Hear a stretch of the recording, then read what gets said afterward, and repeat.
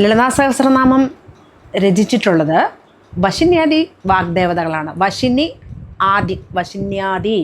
വശിനി മുതലായ വാഗ്ദേവതകൾ. ഈ വാഗ്ദേവതകൾ എന്ന് ഉദ്ദേശിക്കുന്നത് എന്താണ്? നമ്മുടെ വാക്കിനൊക്കെ ഒരുപാട് എനർജി ഉണ്ട് നമ്മൾ സംസാരിക്കുന്നതിന്. അപ്പോൾ ആ സംസാരത്തിലൂടെ വരുന്ന പലതരം എനർജി സ്രോതസ്സുകളെയാണ് വശിന്യാദി വാഗ്ദേവതകൾ എന്ന് പറയുന്നത്. വശിനി, കാമേശ്വരി, അരുണ, വിമല, ജയിനി, സർവേശ്വരി ഇങ്ങനെയൊക്കെ പറയും.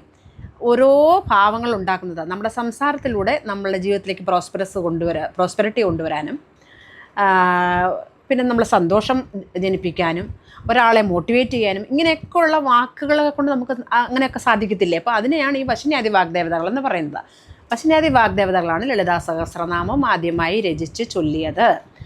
അതിനുശേഷം അത് നമ്മുടെ ഹയഗ്രീവ മഹർഷി, വിഷ്ണു ഭഗവാൻ തന്നെയാണ് ഹയഗ്രീവ മഹർഷി അഗസ്ത്യ മുനിക്ക് പറഞ്ഞു കൊടുത്തിട്ട് അത് പിന്നീട് ബ്രഹ്മാണ്ഡ പുരാണത്തിലെ ലളിതോപാഖ്യാനം എന്ന അധ്യായത്തിൽ വന്നിട്ട് അതിനുശേഷമാണ് ഇത് നമ്മുടെ കൈകളിലൊക്കെ വന്നത് എന്ന് പറയും.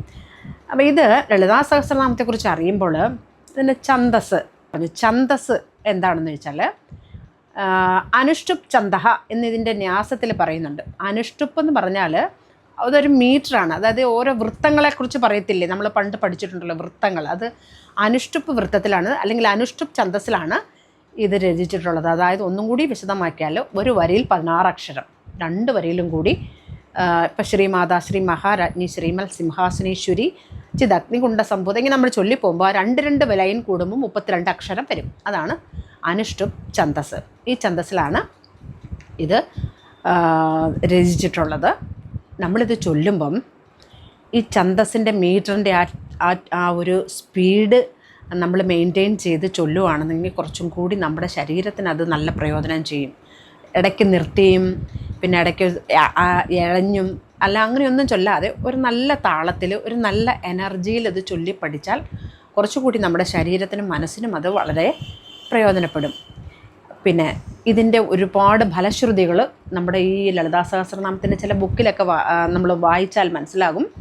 ഒരുപാട് ഫലശ്രുതികളുണ്ട് നമ്മുടെ ജീവിതത്തിൻ്റെ ആകപ്പാടെയുള്ള ക്രമീകരണത്തിന്, വീടിൻ്റെ അന്തരീക്ഷം മാറാൻ, നമ്മുടെ സന്താന പരമ്പരകൾക്ക് ഇതിൻ്റെ ഐശ്വര്യമുണ്ടാവാൻ, അങ്ങനെ തുടങ്ങി ഒരുപാട് ഫലശ്രുതികൾ ഇതിനുണ്ട്. അപ്പോൾ അതുകൊണ്ട് ജീവിതത്തിൻ്റെ ഒരു ഭാഗമാക്കി ഇതിനെ മാറ്റേണ്ടതാണ്. നമുക്കിനി ഇതിൻ്റെ ധ്യാന ശ്ലോകത്തിൻ്റെ അർത്ഥം ഒന്ന് നോക്കാം.